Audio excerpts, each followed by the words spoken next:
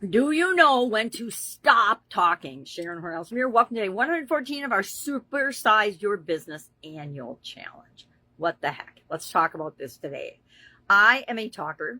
I'm from a family of talkers, and that is no excuse for not doing this one thing that can help to massively increase our results and not productivity, but our results and the success we have in different areas and aspects of our business. Our topic today is silence, the power of silence, the power of the pause, the power of using and allowing people space to draw their own conclusions, to think about what they want to say, to respond to questions or situations in a way that they choose to versus feeling like they have to jump in or you're going to jump up there, you know what, because you asked them a question they haven't answered yet. Who thinks I might be guilty of that? Sometimes, often. Still too often for my comfort. I am in a program called the 100 right now, and it is a challenge on the school platform to create certain results in our businesses. I'm moving all of my business activities onto the school platform. Why? Super duper simple. I can have everything in one place, and I can create and do and be and have and interact with people in my community how it works best for my current situation and my lifestyle. So it's a great way to reach people, and it's a great place to have people helping one another to create the businesses and the life that they want. So silence. I learned this a long, long time ago, this lesson in a very big way. Somebody, I don't remember what training it was because it was, 50 years ago, probably 50 years ago now, that somebody told me, whoever speaks first in a negotiation, we were talking about salary negotiations because I was out job hunting, loses. And I learned early on that if I said what I wanted to make per hour, this was, back when I was a kid, working at the theater, working at the neighborhood grocery, not neighborhood, but working at our small town grocery store and things like that, loses. It was probably my dad that told me that. It sounds like something that he would have taught me and my sisters early on.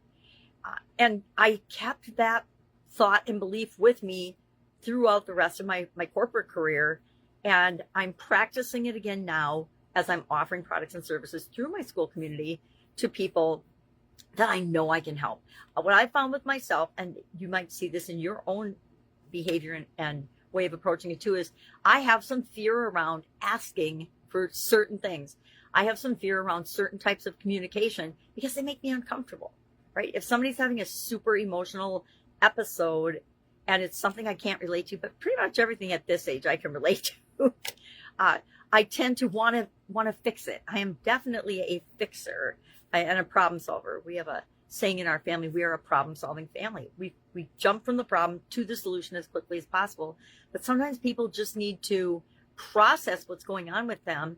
It's like when we ask them a question. This doesn't only apply to money-related things, asking for a sale, negotiating a contract with a vendor or service provider.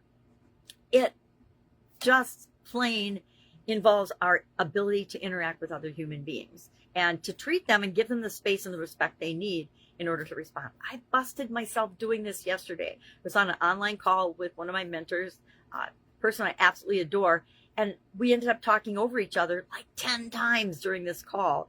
And I felt really bad. And I try to blame the technology and the delay, but really, I have to take that into consideration. Take a longer pause, take a breath, count to 5 in my head, not out loud, please, or that really makes people nervous. That would be ridiculous.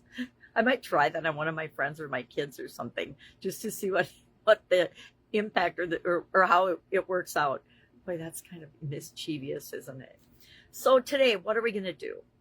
I could talk about this all day long. I would love to know, do you consider yourself a great user of silence and pausing and timing in your communication? I would not say I am great at that. I would give myself I probably would give myself a 4, even though I'm more likely a 6 or probably a 6. But that just means there's a big room for improvement for me personally. This is one of my improvement areas. It's why communication is part of my life framework. It's because I know it's something that I need to work on all the time for my life. There's some things we know that we can learn and they become a habit and we don't have to even consciously think about them anymore. But then there's other things, core skills like communication and confidence are things I personally believe we need to always be building on, it's like a muscle. We need to always be exercising those skills. So today, what are we going to do? When we share a price of our product or service, we make an offer to somebody today, even if it's an offer to be involved with our business in some way, shape, or form, we are going to pause and let them respond.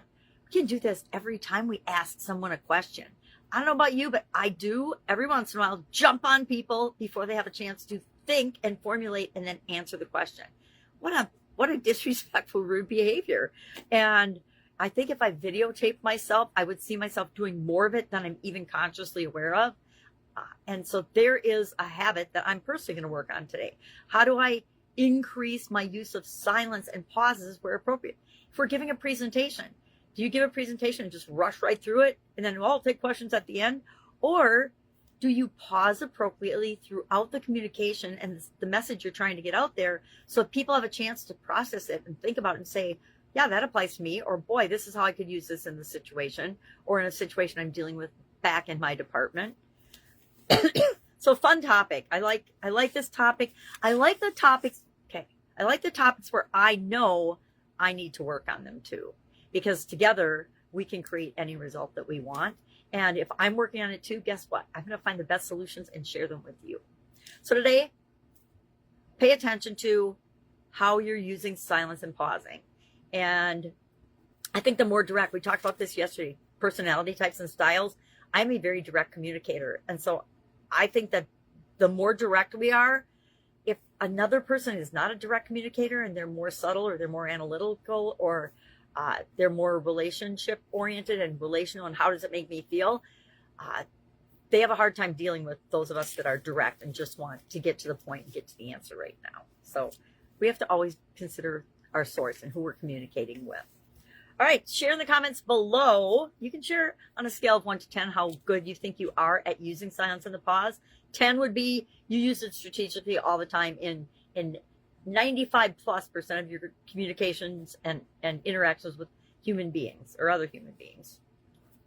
1 would be, oh my God, I never even thought about it. I'm going to have to look at it. How much do I overshare, overtalk, overcompensate for my nervousness about a certain topic or thing? All right, that's it. If I can help you in any way, just ask. Otherwise, go out, make it an amazing day. And I will, of course, see you tomorrow for day 115 already of this year's challenge. Have an awesome day. Bye. Oh, check us out on School, free peer community, if you want to have more discussions about this. Bye.